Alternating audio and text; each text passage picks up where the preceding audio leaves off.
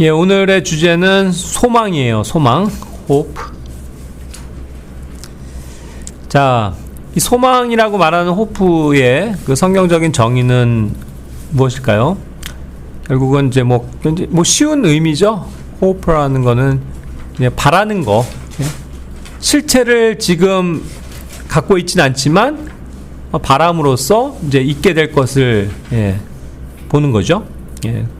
그래서 그냥 희망하는 거, 소망하는 거예요. 그래서 실제로 세상에서는 소망이라는 말보다는 희망이라는 말을 많이 쓰죠. 그래서 이제 바라는 것, 뭐 그렇게 이야기하는데 우리는 이제 그 어떤 성경적인 그 단어가 돼버렸죠. 희망보다는 이제 소망, 이라는 말을 이제 더 써요. 그래서 이제 이것이 조금 이제 세상과는 구별되어졌는데 결국 이제 뭔가에 대해서 소망을 갖는다. 그것은 이제 바라본다는 거죠. 바란다는 거. 기대해서 바라는 거. 자, 사도행전 24장 15절 말씀에는 우리의 이제 그렇다고 하면 성경적인 의미에서의 소망은 뭔가를 찾아보면 하나님을 향한 소망은 이런 거라는 거죠. 하나님을 향한 소망을 지녔으니 그것은 그들 스스로도 수용하는 것으로 죽은 자들의 부활, 곧 의인들의 부활과 부정한 자들의 부활이 모두 있게 되리라는 것이니이다. 예, 이와 같이 이제 그 부활을 우리가 이제 이야기할 때 앞으로 있을 것에 대해서 우리가 바라는 거라고 그랬잖아요. 우리는 그러니까 궁극적으로 무엇을 바라는 거냐면 우리의 인생이 끝나면 그걸로 끝나는 게 아니라 우리가 이제 부활하게 된다는 것이죠. 예. 그래서 우리는 부활에 대해서 소망을 가져요. 예. 그러니까 그것이 이제 일반적인 세상 사람들이 단순히 희망이라고 얘기하는 것과는 다른 측면이겠죠. 왜냐하면 희망이라고 얘기한다면 그들은 이 세상에서의 어떠한 잘됨과 이런 것만 희망하는 거잖아요. 그죠? 죽으면 그냥 끝이라고들 생각하니까. 물론 이제 죽음 이후에 뭐가 있는지를 잘 모르니까 사람들은 내가 죽어서도 뭐 좋은 데 갔으면 좋겠어요. 이런 좀 희망 섞인 얘기는 할지 모르지만 사실 그거는 그들에게 진짜 희망이 되고 소망이 돼서 확실할 수 있는 그런 영역은 아니라는 거죠. 하지만 우리는 분명히 부활이 있다라는 거, 그래서 부활을 바라본다라는 것이 소망이에요. 그러니까 이 지금 사도행전 24장에서는요, 바울이 그 총독 펠릭스에게 이 자기가 가진 소망에 대해서 얘기하는 거잖아요. 난 이런 소망을 가지고 있습니다. 그리고 우리는 궁극적으로 그래서 부활합니다. 이런 것들을 얘기를 했단 말이에요. 근데 똑같이 이러한 내용을 지금 듣고 있는 펠릭스는 이 세상 사람이잖아요. 그는 이 소망에 대해서 전혀 기대가 없어요. 그렇죠? 그래서 뭐라고 표현되어 있나요? 자신에게 그냥 돈이 주어지기를 소망했다 이렇게 했어요. 똑같은 희망이라는 단어, 소망이라는 단어가 쓰여졌는데 바울은 지금 난 죽어도 좋습니다. 죽으면 나는 바로 하늘나라 가서 부활합니다. 이 기쁨을 전하고 있는 반면 펠릭스는 그저 이 세상에서 이 사람한테 조금이라도 그 뇌물, 청탁, 그런 거라도 조금 받아서 돈을 좀 챙겼으면 하는 그 정도를 그냥 소망하고 희망하고 있었다는 거죠. 예? 예. 참 얼마나 이 한심스러운 희망입니까? 근데 이게 궁극적으로 이렇게 모든 세상 사람들의 모습을 이렇게 단편적으로 보여주는 것 같아요. 그렇죠? 우리는 그냥 정말 이 죽음 이후에 있는 그 하나님의 나라에서의 영원한 삶을 소망하는 반면 세상 사람들은 그저 그냥 이 땅에 살면서 조금이라도 돈 좀 더 많이 벌다가 가는 거, 그죠? 그 정도의 그냥 만족하고 희망을 갖고 산다는 거죠. 내가 조금 더 건강하게 살고, 조금 더 건강하게 오래 살고, 그죠? 그것이 그들이 가진 희망의 전부예요. 그러니까 이것이 얼마나 큰 차이를 가져옵니까? 그죠? 우리는 영원에 대해서 소망하는 거고, 세상 사람들은 그냥 현세에서의 조금 더 향상된 거, 그거를 희망하고 사니까. 그렇죠? 그래서 이 두 단어가 사도행전 24장에서 공교롭게도 두 군데가 딱 나오고 있어요. 자, 그러니까 이제 사람들에게는 죽음이라는 것이 현실이잖아요. 뭐 우리 모두에게 죽음은 현실이죠. 그런데 우리에게 있는 죽음은 뭐 죽음이 아니죠. 잠시 자는 거고 다시 부활하는 거, 그걸 얘기하잖아요. 근데 사람들에게는 살아있을 때만 그저 살아있는 상태에서 조금 더 진보된 거를 원할 정도의 희망이 있으니, 여기 전도서 9장 4절처럼 살아있는 게 사실 그들에게는 소망이 되는 거죠. 왜냐면 보세요, 살아있는 개가 죽은 사자보다 낫기 때문이다, 이런 격언을 속담처럼 사용하고 있어요. 재밌지 않아요? 성경의 표현이. 네? 아무리 밀림의 왕자 사자, 그죠? 동물의 왕 사자, 뭐 엄청난 타이틀을 얻는다 하더라도, 예? 죽으면 아무 의미가 없다는 거잖아요. 죽으면 소망이 없는 거예요. 근데 차라리 멍멍하는 그냥, 예? 정말 아무것도 아닌 똥개로 살아도, 강아지로 살아도 살아있는 게 낫다라고 지금 표현을 하는 거잖아요. 그렇게 의미해서 표현하는 거거든요. 자, 그렇다고 보면 어쨌든 여기서도 궁극적으로 말하는 소망은, 예? 그들에게는 살아있을 때의 어떠한 그 문제에 국한된다는 걸 알려주는 거죠. 에베소서 2장 12절에서도 우리가 믿기 전의 상태는 다 이와 같이 소망이 없었다라는 거예요. 그죠? 어떤 소망도 없고 세상 속에서 하나님 밖에 있던 자들이었다. 그러니까 약속의 언약, 하나님의 말씀과는 사실 상관없는 사람들이었죠. 외지인들이었고 타국인들이었어요. 여기 참 외지인들이라고 표현된 이 영어 단어가 뭔지 아세요? 에일리언이에요. 그래서 이제 사람들은 다 에일리언 하면은 무조건 뭐 외계인 뭐 이렇게만 저기 하는데, 결국 이제 그 나라 사람이 아닌 외지에 속한 외지에서 온 사람들, 낯선 사람들, 이런 사람들 이제 외지인들이라고 하죠. 그래서 이걸 근거로 해서 이 단어가 이렇게 많이 보편적으로 또 쓰이는 걸 가지고 그냥 다 외계인으로만 해서, 성경에 외계인이 나온다, 그래서 킹제임스 성경에 있다 하면서 외계인은 있습니다, 뭐 이렇게 굳이 얘기할 필요는 없어요. 그런데 그 외계라고 하는 건 이제 우리 땅 밖에, 지구 밖에 있는 어떠한 그 우주 세계에 있는 거를 외계라고 또 우리가 칭할 수 있잖아요. 그죠? 거기에는 외계인이라고 얘기할 수 있는 건 아니지만 외계에 분명히 있는 생명체, 존재들이 있죠. 그게 하나님이 만드신 천사와 또 타락한 천사들도 있고, 또 성경에서 얘기하는 천상의 동물들도 있는 거고, 다 그런 거죠. 그러니까 이제 어쨌든 잠깐 이건 딴 길로 갔는데, 자, 어쨌든 우리는 역시 세상에서 소망이 없었던 사람들이다. 그렇죠? 우리도 마찬가지로. 그런데 이제는 우리가 소망을 갖게 됐다는 거죠. 그리스도 안에서. 그리스도 밖에 있으면 소망이 없지만 그리스도 안으로 들어오면 이제 진정한 소망을 갖고 살게 된다는 거죠. 자, 그러니까 이제 방금 얘기한 것처럼 우리의 궁극적인 소망, 성경적인 개념에 있어서 소망이 직접적으로 연관되어지는 건 부활이라고 볼 수 있어요. 부활, 앞으로 있을 부활. 그게 소망이죠. 그래서 이게 우리 그리스도인들에게는 가장 핵심적인 교리예요. 부활이 빠진 신앙은 아무것도 아닌 거예요. 그렇죠? 고린도전서 15장 19절에서도 얘기하잖아요. 그리스도 안에서 우리가 소망하는 것이 오로지 이생뿐이라면, 지금의 이 라이프에만 국한되어져 있다면 우리는 가장 비참한 사람들이다. 왜요? 바울같이 사는 삶이 비참한 거라는 거죠. 왜 엄청난 고생을 해요?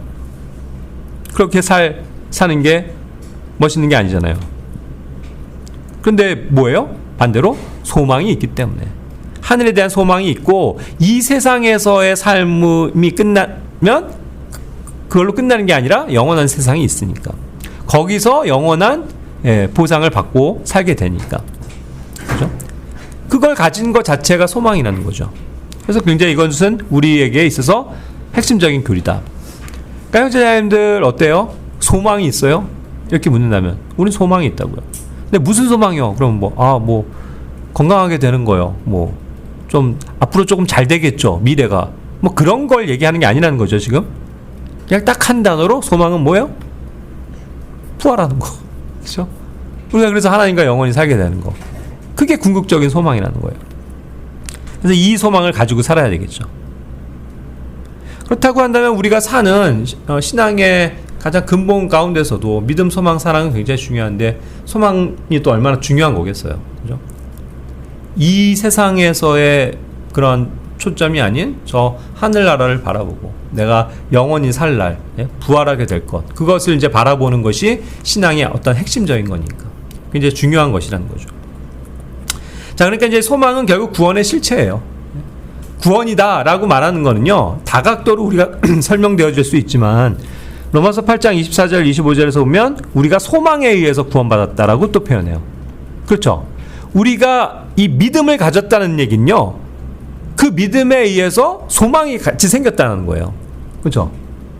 믿음이 있음으로써 내가, 그 믿음은 뭐예요? 결국 우리에게 주어지는 복음은 현실에서 당신이 예수님을 믿으면 잘 먹고 잘 살 겁니다, 이거를 얘기해주는 그런 소망이에요? 아니잖아요. 내가 죄인이지만, 그래서 죽어서 지옥에 갈 수밖에 없지만 예수님을 믿음으로써, 그렇죠? 믿고 받아들임으로써 그 예수님의 믿음에 의해서 내가 하늘나라 가게 되고 부활해서 영원히 살게 될 것이다.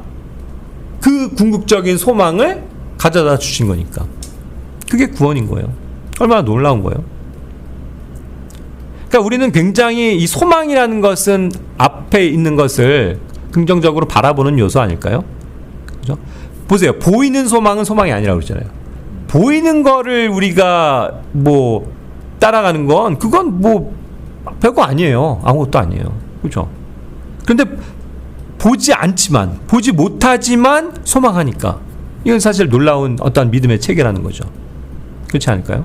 그래서 우리가 사는 어떠한 거는 굉장히 긍정적인 파워를 가지고 있는 것 같아요. 이 소망은 보이진 않지만 난 분명히 거기 가게 돼 있어. 그러니까 이 삶이 즐거울 수 있는 거예요. 행복할 수 있는 거고, 이 세상의 삶이 두려울 이유가 없는 거죠.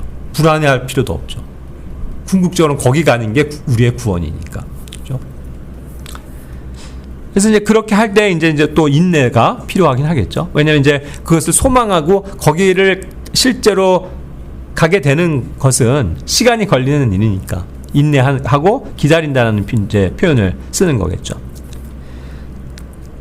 자, 이 소망과 관련돼서는 이 구절이, 디도서 2장 13절이 원래 이제 그 관련 구절, 두 구절 중에 하나인데, 그 복된 소망과 위대하신 하나님, 곧 우리 구원자 예수 그리스도의 영광스러운 나타나심을 고대하게 하셨느니라. 여기서 이제 복된 소망이 나오죠. 정말 복된 소망. 그게 뭐라는 거예요? 하나님, 구원자 예수 그리스도의 영광스러운 나타나심을 고대하는 거. 그게 우리의 소망인 거죠. 자, 아까 측면에서 이제 우리가 궁극적으로 부활하는 게 우리의 소망이라고 그랬는데, 그건 이제 죽었다가 부활하는 거잖아요. 그렇죠? 그런데 그보다도 더 복된 소망이 되는 거는 어떠한 성도들에게는, 예수님이 그 죽음을 맛보지 않고도 그 의의 부활에 참여시키시는, 거기로 부르시는 놀라운 일이 있는 거죠. 그죠? 주님이 우리를 그냥 데리러 오셔서 그 부르심을 입고 그냥 하늘로 가게 되는. 그렇죠? 얼마나 놀라운 거예요.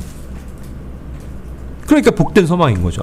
근데 우리는 정말로 지금 신약교회 성도들은 항상 신약교회 성도들은 그것을 바라보는 소망 가운데 살았으니까 항상 힘 있는 삶을 살았지만, 또 예수 그리스도의 그 영광스러운 나타나심을 기다리는 삶을 살았지만, 우리는 더더욱 그렇단 말이에요. 항상 우리가 요즘에 강조하는 바는 뭐예요? 예수 그리스도의 다시 오심, 휴거가 가까웠다. 아주 코앞에 와 있다. 그죠? 그러니까 이게 소망이 안 될 수가 없잖아요. 나는 참 이러한 하나님의 어떤 세대적 경륜 가운데서 주님의 다시 오심, 그죠? 휴거, 이런 것들이 가까웠다라는 것을 정말 많이들 알고 믿고 있는데, 그렇다고 하면 정말 이제 우리에게 더 많이 발동되는 것 중에 하나는 소망 아닌가요? 막 이 소망이 막 가득 차 올라가야 되는 거 아니에요? 야, 조금만 있으면 가는데 뭐, 야, 신난다. 그죠? 막 이런 어떤 기다림과 설레임, 정말 그것을 고대하는 거, 기다리는 거. 그러니까 주님 빨리 오십시오. 하루라도 빨리 오십시오. 내 기도에 의해서 되어지는 건 아니지만 어떤 그런 기도가 튀어나온단 말이죠. 그죠? 오늘도 얼마나 더워요. 막 35도 막 걸어오는데도 막 헉헉거리는데. 세상 빨리 좀 벗어나서 좋은 곳에 가서 영원히 쉬고 싶습니다, 주님. 그죠? 뭐 그런 거예요. 구원의 실체가 이제 소망이라는 거. 골로새서 1장 5절도 이렇게 표현했어요. 너희를 위하여 하늘에 쌓여 있는 소망 때문이다. 네. 그래서 너희가 복음의 진리의 말씀 안에서 이 소망에 관해서 미리 들었다. 우리가 복음을 들었을 때요, 아까도 얘기했죠. 우리의 믿음이라는 게 소망을 가져다 준다는 것처럼 복음의 말씀 안에는 결국 소망에 대해서 이게 정말 그 희망 섞인 호프, 소망에 대해서 이야기하는 게 복음이에요. 그렇죠? 우리가 원래 지옥 가는데 하늘 날아간다. 좀만 기다려라. 그죠? 그걸 얘기해 주니까 얼마나 이게 놀라운 소망이냐고요. 근데 그것을 이제 너희를 위해서 하늘에 쌓여 있는 소망이라고 표현했거든요. 하늘에 쌓여 있는 소망이라고 또 표현했네요. 그럼 항상 이때 뭔가 쌓여 있고 놓여져 있다라는 그 궁극적인 소망은 하나님과 함께 누릴 엄청난 기쁨들 아니겠어요? 우리에게 주어질 보상, 그죠? 거기서의 정말 멋진 삶, 이런 것들이 예비되어져 있다는 걸 생각하면 너무너무 기쁘고 즐거운 거죠. 그래서 항상 소망, 호프라는 거는 특히나 굉장히 긍정적이고 굉장히 이렇게 힘을 낼 수 있게 해주는 개념과 용어 아닌가. 소망. 주님, 소망합니다. 소망합니다. 우리에게 소망을 주십시오. 더더욱 소망을 품게 해주십시오. 이런 고백들. 자, 그래서 이 소망이 해주는 일이 뭔가를 볼게요. 소망의 능력이 있어요. 그래서 첫 번째는 기뻐하게 해요. 소망을 가지고 있는 사람들은 기쁜 삶을 살 수 있단 말이에요. 로마서 12장 12절은 말합니다. 소망 가운데 크게 기뻐하라. 환난 가운데 인내하라. 절박하게 계속 기도하라. 소망 가운데서 크게 기뻐해야 된다고요. 그렇죠? 소망이 있음으로써 크게 기뻐할 수 있는 거예요. 우리가 정말로 큰 기쁨을 맛보는 것이 무엇에 기반할까요? 물론 이제 하나님이 주시는 여러 가지 이제 기쁨들은 성경에 표현되어 있지만 소망이 있기 때문에 기쁜 거라는 거죠, 사실. 소망 가운데서. 소망이 없어. 죽어도 그냥 그냥 조금 더 살다가 그냥 끝나는 거다. 뭐 이 정도라고 하면 그게 그렇게 크게 기뻐할 만한 일이냐고요. 그렇죠? 그런데 정말 우리에게 보여주신 이 실체는 너무나도 놀라운 것이기 때문에 그 소망 안에 있으면 크게 기뻐할 수밖에 없다. 기뻐하게 해준다. 두 번째로는요. 이 소망은 그래서 우리를 행복하게 해줘요. 소망을 떠오르면. 우리가 가진 그 소망의 실체를 자꾸 떠오르면. 시편 146편 5절에선 야곱의 하나님을 자신의 도움으로 삼아서 자신의 소망이 주 그의 하나님께 있는 자는 뭐하다고요? 행복하다. 해피. Are you happy? 뭐 이런 거. 해피하세요? 행복하세요? 묻는다면 예, 전 너무 행복합니다. 얼굴 찍으면서 뭐 행복해요. 이게 아니고 정말 네, 전 너무 행복해요. 너무 행복해요. 우리가 이제 행복하다는 표현을 저는 하나님 자녀 되어서 행복해요. 예? 또 구원받아서 행복해요. 이렇게도 표현되지만 그거는 그렇게 잘 느껴지지 않는 것 같아요. 그런데 예? 우리의 그 소망, 하늘나라에 가서 영원히 살게 될 그 소망, 그게 있으면 정말 이 행복이 몰려온다는 얘기죠. 그렇죠? 네, 정말 행복한 일이에요. 우리는 사람들은 그러니까 이 행복을 모르니까 얼마나 안타깝습니까? 그렇다고 하면 여러분 어때요? 저기 나오죠, 성경에. 너에게 우리가 가진 그 소망에 대해서 묻는 자들에게 대답할 것을 예비하라고 그랬잖아요. 사람들은 뭘 물어봐야 될까요, 우리에게? 어떻게 하면 그렇게 뭐 공부를 잘할 수 있어? 뭐 이런 거 물어보는 게 아니라 어떻게 하면 너같이 튼튼할 수 있어? 뭐 이런 거 물어보라는 게 아니고 진짜 넌 왜 이렇게 행복하니? 넌 왜 이렇게 행복해 보이니? 그 이유가 뭐니? 넌 무슨 그렇게 소망이 있길래 너 뭐 쥐뿔 아무것도 없는 것 같은데 뭐가 그렇게 너는 당당하고 너는 그렇게 뭐가 행복하니? 이런 걸 묻는다면 그런 사람은 굉장히 이렇게 그리스도 안에서 잘 사는 사람일 것 같아요. 그죠? 어딜 가서나 내가 뭔가 소망이 있는 사람처럼. 그러니까 사람이 그러잖아요. 세상에서도 굉장히 좀 희망적으로 이렇게 좀 낙관적이고 희망에 찬 사람들은 굉장히 이렇게 긍정적인 에너지가 넘치잖아요. 그런 것처럼 우리가 좀 그런 사람이 돼야 되지 않을까. 행복해야 된다. 세 번째는 소망은 뭐예요? 용기와 힘을 줘요.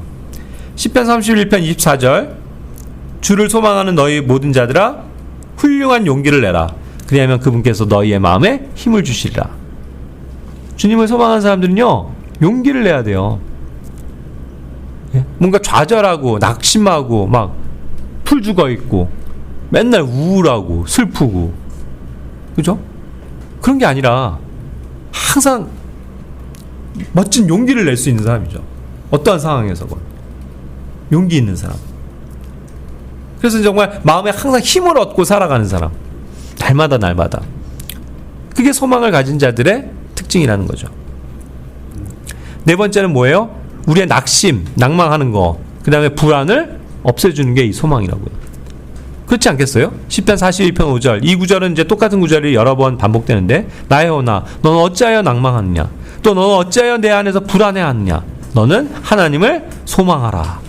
이는 내가 그분의 얼굴의 도우심으로 인하여 그분을 여전히 찬송할 것이기 때문이라.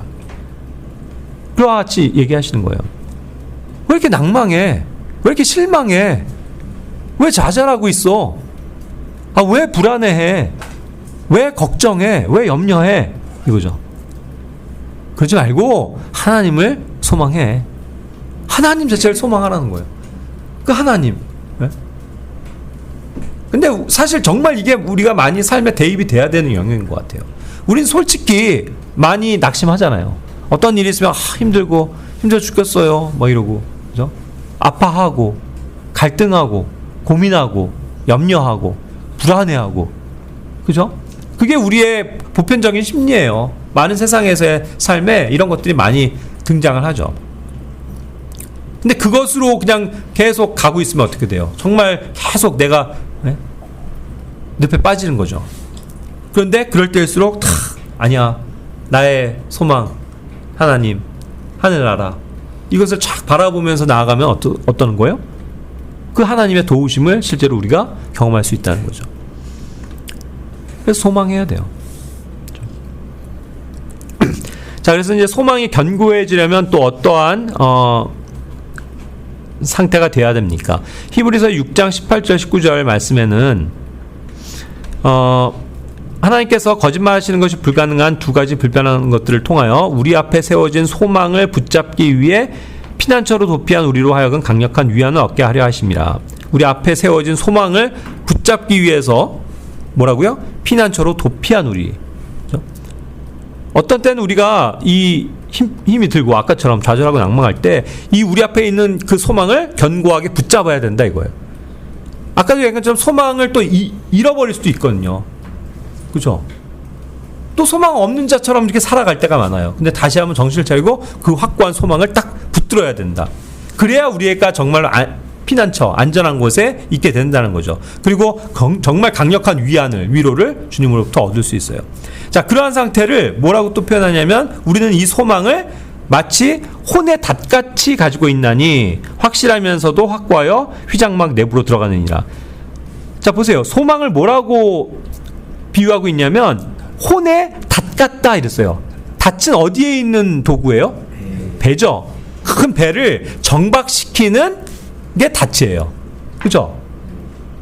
닷을 왜 굉장히 무겁다는 거 아시죠? 무거운 철로 된 그걸 구르릉 해갖고 그 바닥에 팍 하고 박아서 딱 그거를 둬요.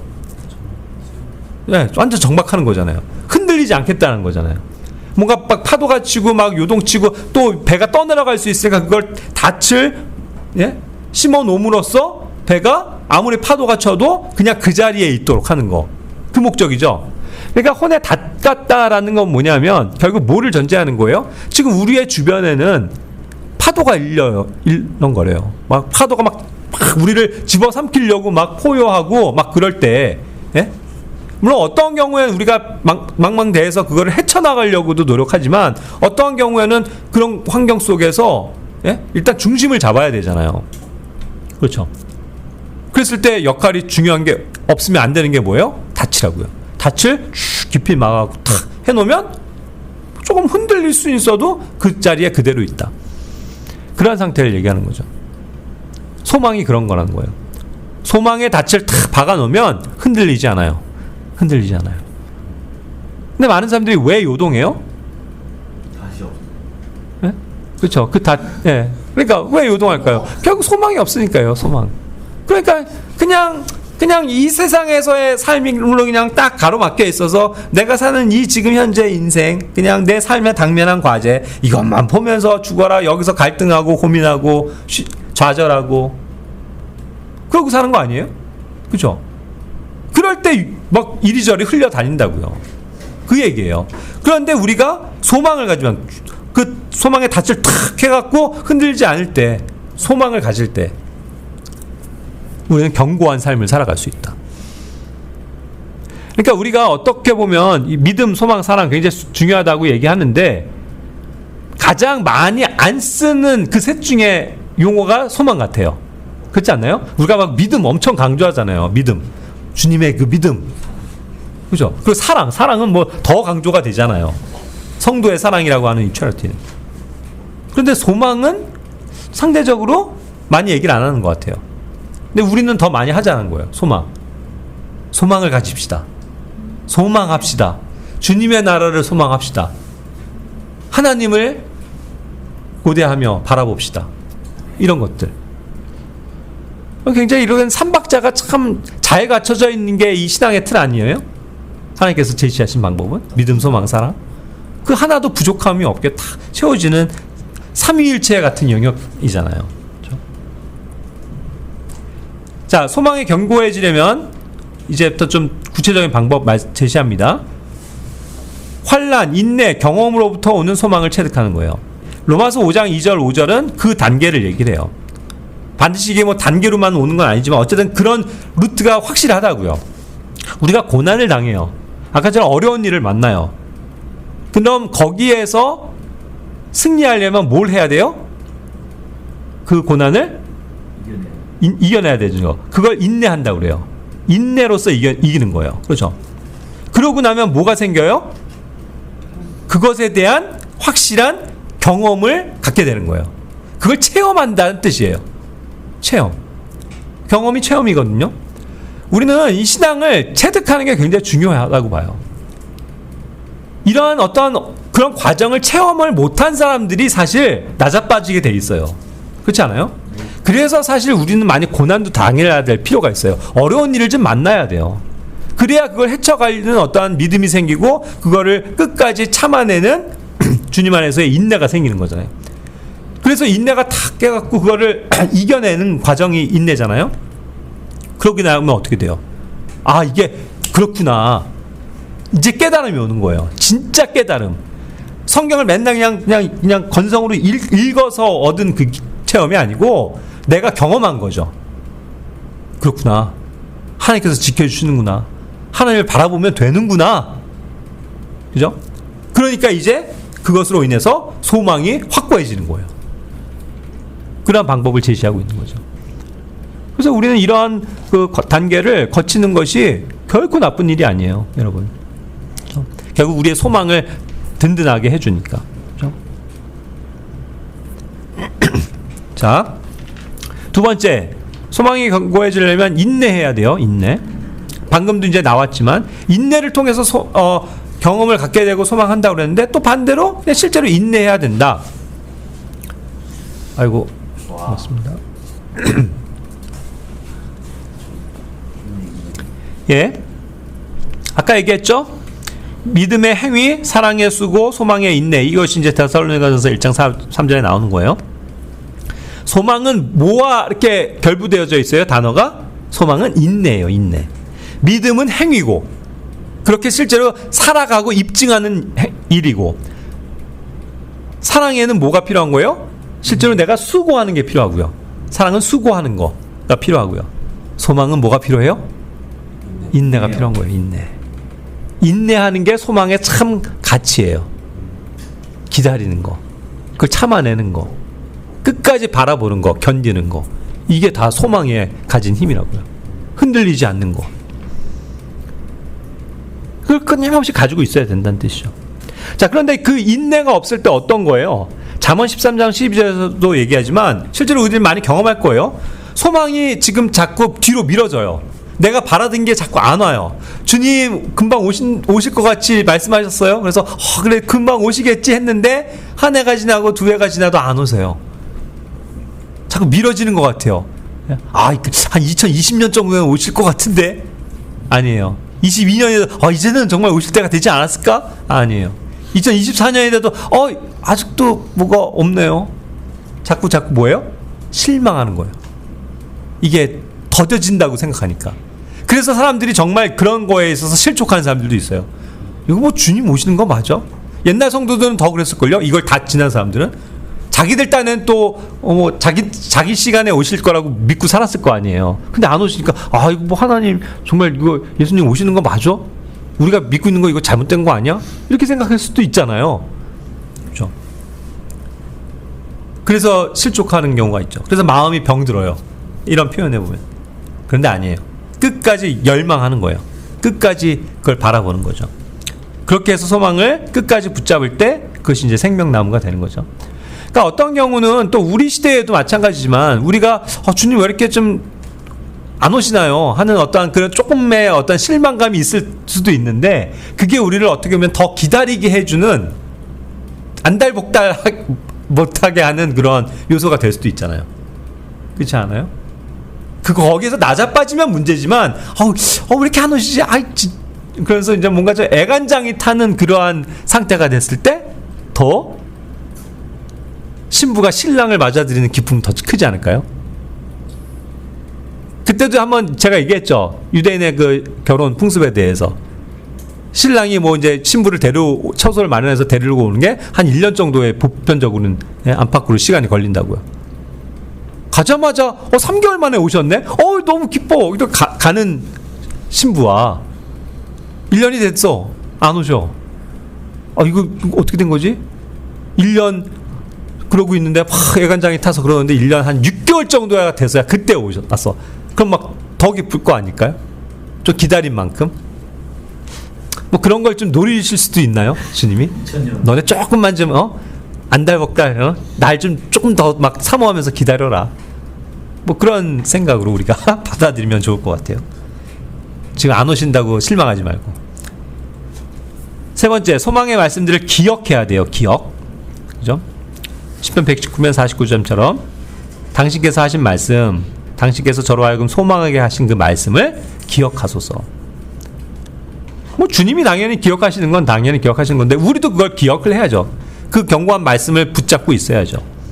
데살로니가전서 4장 16절 18절은 그 우리 잘 아는 말씀이죠. 휴거에 대한 그 구체적인 상황을 설명하면서 이런 이유로 이 말씀대로 서로 뭐 하라고 그랬어요?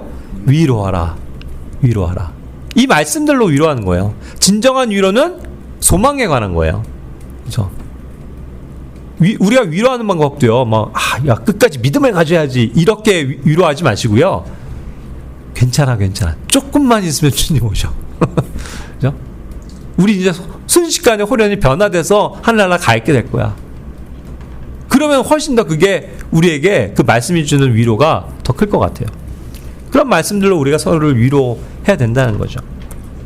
네 번째, 성도의 사랑, 그 체리티라고 하는 거 안에서 참고 믿고 견디는 그 소망이 돼야 된다. 고린도전서 13장에 나오죠.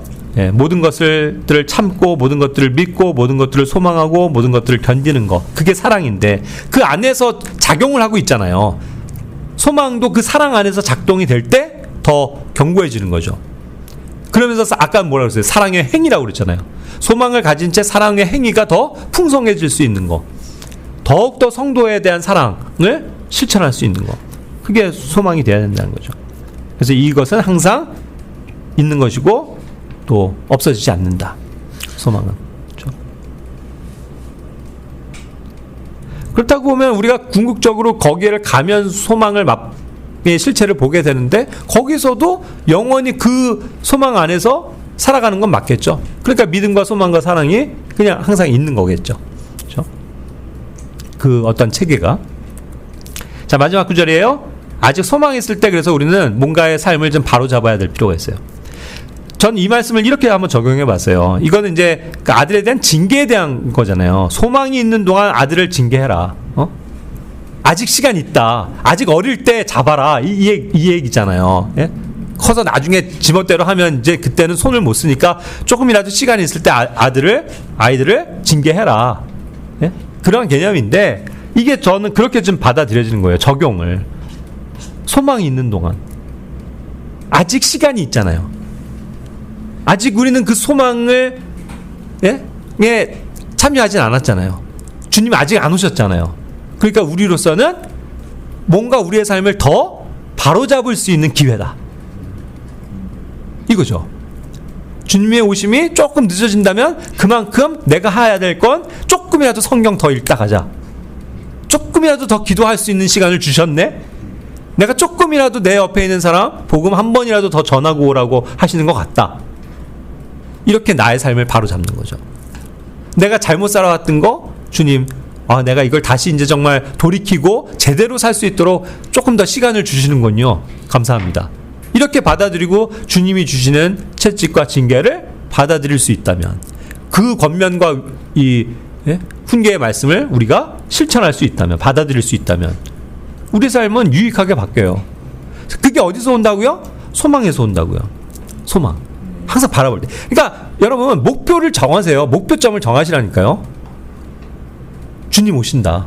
그건데. 근데 제가 뭐 그런 나를 국한시키는 건 아니지만 정하면 더 좋다고요.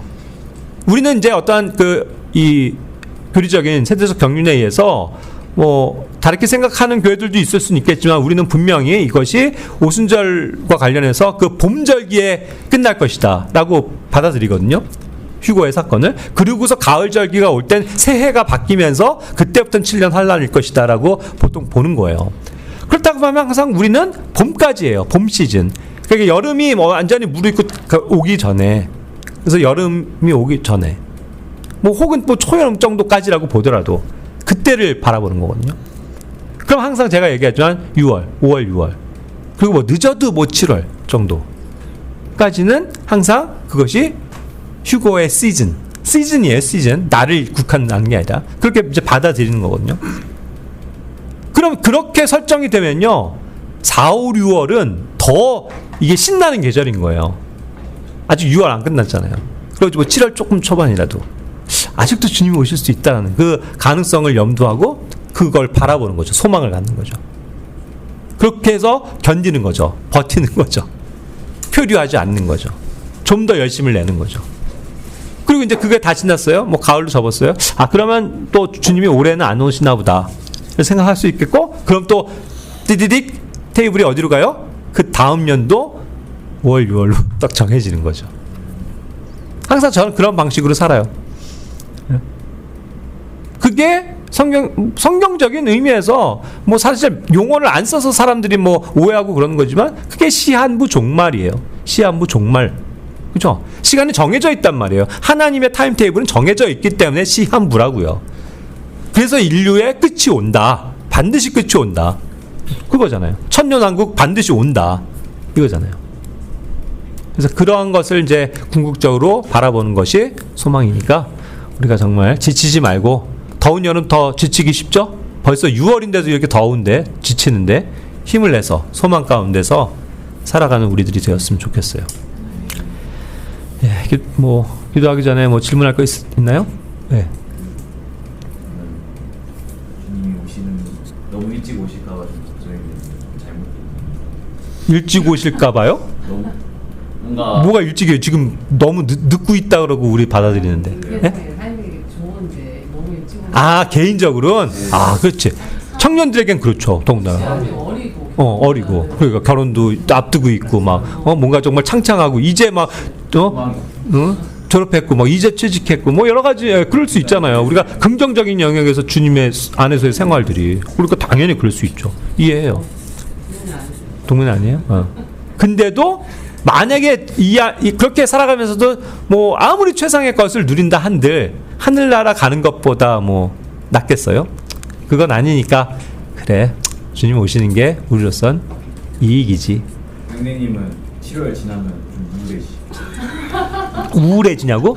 아니, 그렇게 되면 문제가 있는 거죠. 그러지 말자라는 거예요. 그렇다고 해서 또 실망하고 그러면 안 된다는 거죠. 또 다시 디디딕 테이프를 돌리는 거예요. 그 시간표를. 그래서 내년 또 바라보고 열심히 살자. 이거가 되면 긍정적이라는 거예요. 좋다는 거예요. 왜 이러한 좋은 방법을 하나님께서 주셨는데 사람들은 그거를 무시하고 뭐 그렇게 신앙생활하면 안 된다고 얘기하는지 모르겠어요. 그래서 난 굳이 모으고 뭐 이러지 말고 그냥 쓸 수 있을 때 그냥 쓰고, 그렇죠. 그러다가 그냥 탁 그냥 가볍게 올라가는 게 낫지. 그렇지 않나요? 뭐 써보지도 못하고 해보지도 못하고 가면 무슨 저기가 있어요. 그러니까 그래서 뭐 물질도 그냥 아낌없이 일단 쓰다가 그렇죠. 겨울에 좀 그렇죠. 그렇게 되는 거죠. 솔직히 그럴 땐 조금 더 하고 그럴 수도 있다는 거죠.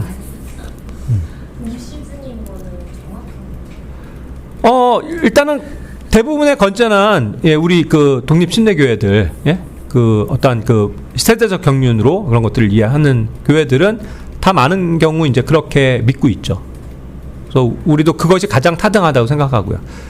그게 아니면 이제 보통은 이제 저걸로 보면은 그 가을절기 나팔절에 나팔이 울리니까 나팔 불 때 온다, 이걸로 그냥 단순하게 생각하는 교회들이 되게 많아요. 근데 그거는 아니거든요. 그건 이스라엘을 모으기 위한 시점이기 때문에 아닐 것이다.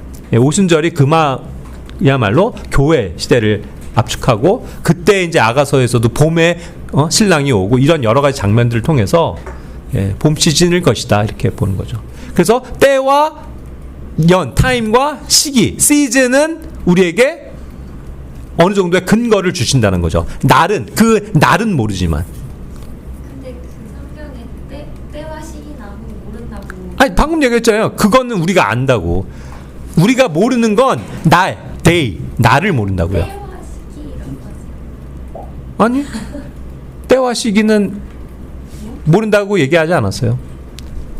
때와 시기에 대해서는 너희에게 너희가 그냥 확실하기 때문에 굳이 말할 필요가 없다라고 얘기하는 거예요. 그럼